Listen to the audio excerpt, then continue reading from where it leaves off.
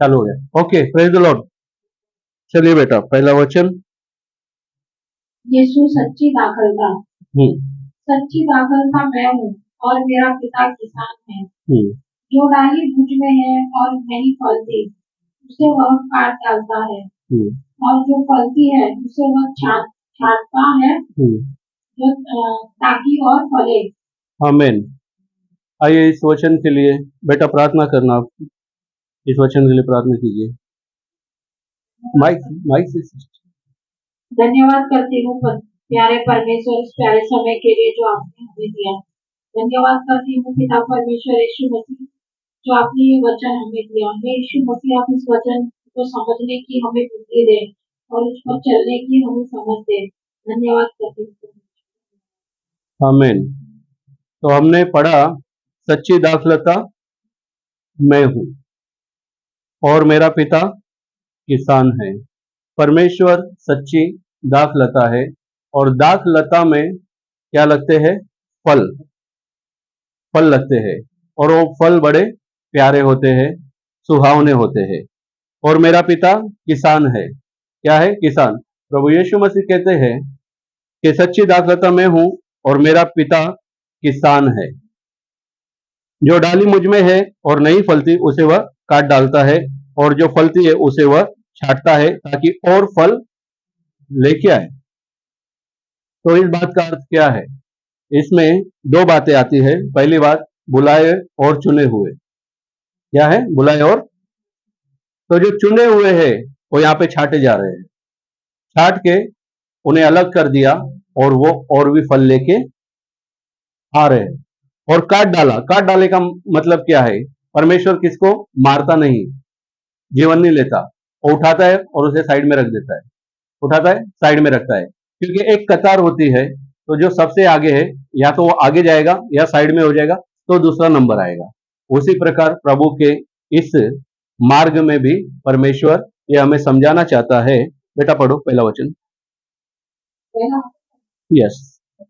सच्ची दाखलता मैं हूँ और मेरा पिता किसान है। हाँ, आगे।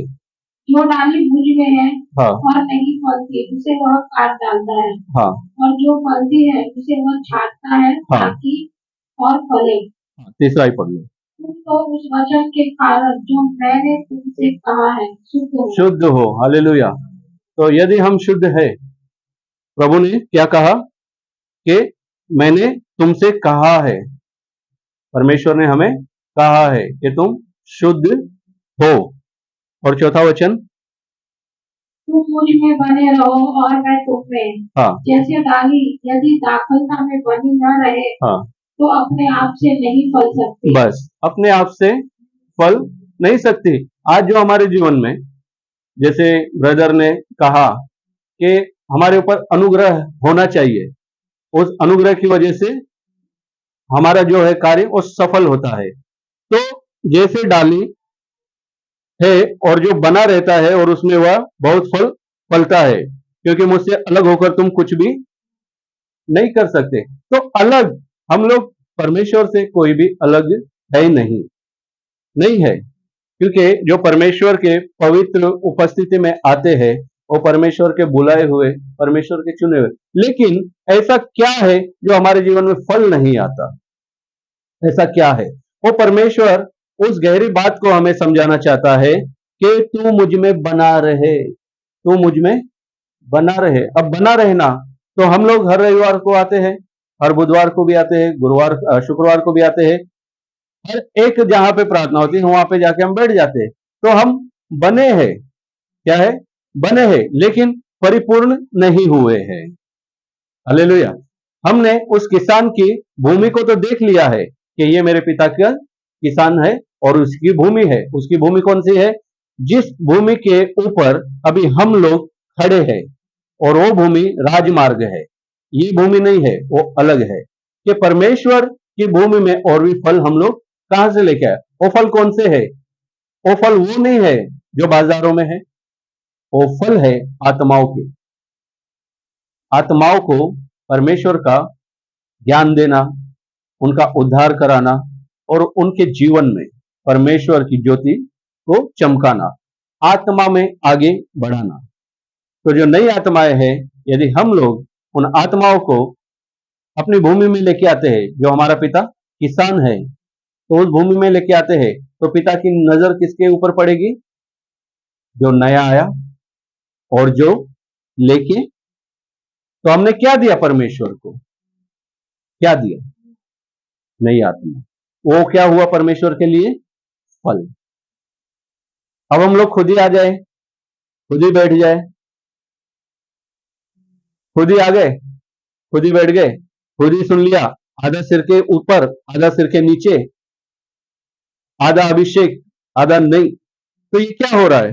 ये बीच में हमारी नाव डावाडोल हो रही है। लेकिन हर एक विश्वासी ये सोचता है कि मैं प्रार्थना बहुत करूं। हर विश्वासी ये सोचता है, उसकी मांग यही है, उसकी मांग मतलब आत्मा की मांग है और उस पिता की मांग है, क्योंकि प्रभु यीशु मसीह ने भी इस धरती पे आके क्या किया था? उसने भी प्रार्थना की थी। उसने भी बपतिस्मे के बाद 40 दिन के उपवास, और उसे उस जंगल में कौन लेके गया था, किसको मालूम है?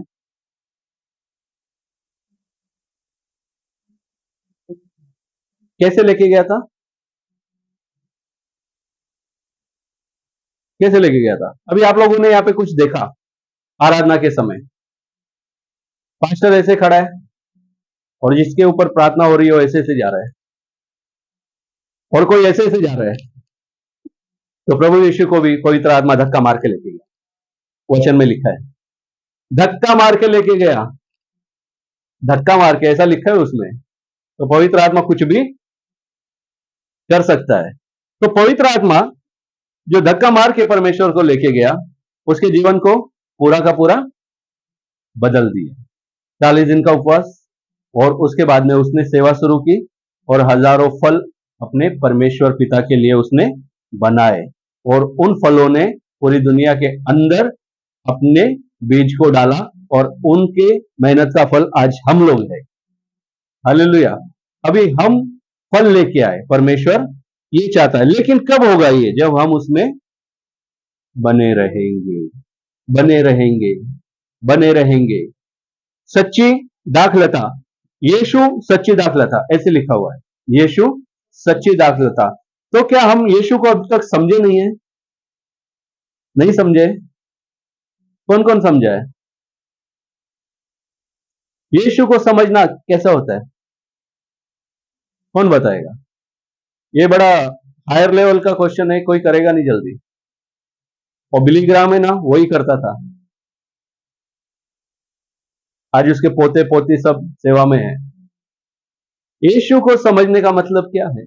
यीशु को समझने का मतलब है कि परमेश्वर जैसे तू प्रार्थना करता था हम भी करेंगे, तू लोगों को बचाता था हम भी बचाएंगे।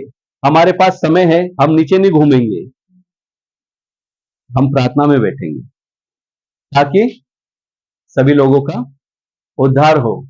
हमें समय है, हम बहाना बना के घर में नहीं बैठेंगे। पास्टर चाहता सबको कॉल करके बोल सकता था, लेकिन ये पास्टर की इज्जत के खिलाफ है और मेरे परमेश्वर की इज्जत के खिलाफ है कि आज मैं कुछ नहीं कर सकता, मेरे दोनों पैर दुख रहे। अभी कुछ भी नहीं है, अब सब ठीक हो गए। हालेलुया। और ये जो भी होता है मेरी बॉडी में, ये उपवास रखने के बाद होता है। तो प्रभु ने बहुत अच्छा रखा है मुझे। तो ये बातें मैं इसलिए बता रहा हूं कि हमें प्रभु को समझना है। क्या करना है? समझना है। हम अलग अलग बातें, अलग अलग विचारों में जाके उसका कोई मोल नहीं होता है। आगे क्या लिखा है इसमें 6वें वचन में? 6वां पढ़ो। यदि कोई मुझ में बना न रहे तो वह डाली के समान फेंक दिया जाता है और सूख जाता है, और लोग उन्हें बटोरकर आग में झोंक देते हैं और वे जल जाती हैं। 7वां वचन। यदि तुम मुझ में बने रहो और मेरा वचन तुम में बना रहे, तो जो चाहे मांगो वह तुम्हारे लिए हो जाएगा। आमीन। हालेलुया। बने रहने का कितना फायदा? मेरे पिता की महिमा इसी से होती है कि तुम बहुत सा फल लाओ, तभी तुम मेरे चेहरे ठहरोगे। क्या ठहरोगे? 7वां वचन बड़ा अच्छा है बेटा, एक बार वापस पढ़ना। यदि तुम मुझ में बने रहो हाँ और मेरा वचन तुम में बना रहे, हाँ तो जो चाहे मांगो हाँ और वह तुम्हारे लिए हो जाएगा। हो जाएगा। लेकिन ये कब होगा? जब हम लोग बने रहेंगे, बने रहेंगे। कितने लोगों ने अपना समय ठहराया है, ये पवित्र शास्त्र मुझे ये समय में पढ़ना ही है। किसने किसने ठहराया है? हाथ ऊपर करो।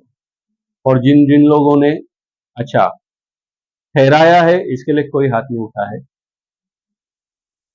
ये पवित्र वचन, यदि मैं 8 बजे फ्री हूं तो मैं ये पढ़ूंगा, यदि मैं 10 बजे फ्री हूं तो मैं ये पढ़ूंगा, यदि मैं 7 बजे फ्री हूं तो भी मैं ये पढ़ूंगा। ऐसा किस किस ने समय ठहराया है पूरा कार्य कारोबार खत्म करके? किसने किसने ठहराया है और किस किस ने नहीं ठहराया है? पिछले साल, पिछले साल ठहराया था क्या इसी साल?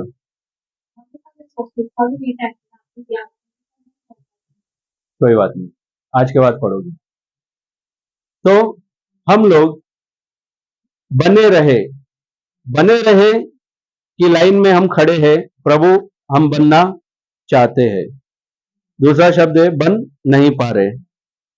तीसरा शब्द है हम कब बनेंगे। तो मैं बताता हूं कब बनेंगे।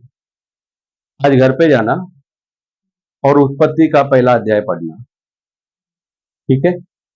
पहला अध्याय, अध्याय का खाली पूरा पढ़ना, चाहे उसमें 25 वचन हो या 20 हो, पढ़ना और बंद कर देना। और अगले दिन दूसरे अध्याय से पढ़ना और सारे वचन पढ़ना, चाहे 10 हो या 15 हो, बंद कर देना। बस। अब इतना तो मैं बता सकता हूं, सबसे आसान। और पढ़ने में टाइम नहीं लगता, लिखने में लगता है। अभी हम फटाफट पढ़ जाएंगे, लेकिन वो पढ़ने में प्रभु फिर कैसे बात करेगा ना, तुम लोगों को है ना, थोड़ा सा अंदर महसूस होगा कि हम लोगों ने ये काम पहले क्यों नहीं चालू किया। हाँ, आगे आप वही पढ़ो पूरा साल। Very good. हाँ, क्या है उत्पत्ति में बताना जरा अभी, क्या है उत्पत्ति में? हाँ बताओ, ये इनको माइक देना जरा, क्या पढ़ा हम भी सुने। हाँ बताइए, क्या है उसमें उत्पत्ति में? हाँ हाँ, अच्छा, हाँ, और हम्म, हाँ, ये सब इसमें है। तो आप ये कितने साल से पढ़ रहे हो वैसे? आपको